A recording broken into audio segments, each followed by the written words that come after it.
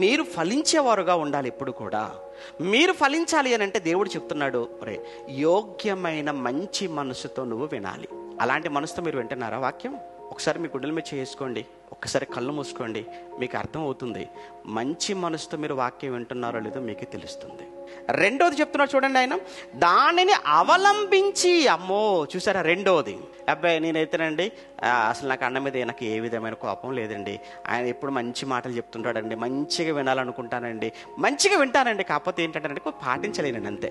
ఎందుకు మరి అది వేస్టే కదా. అది కూడా ఇప్పుడు మంచి మనసుతో విన్నావు సంతోషం, కానీ నువ్వు పాటించకపోతే అవలంబించకపోతే కూడా లేదు, ఫలం లేదు.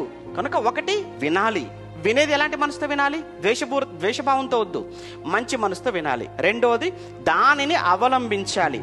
మూడు ఓపికతో ఉండాలండి. ఇది మనకు అసలు ఉండదు.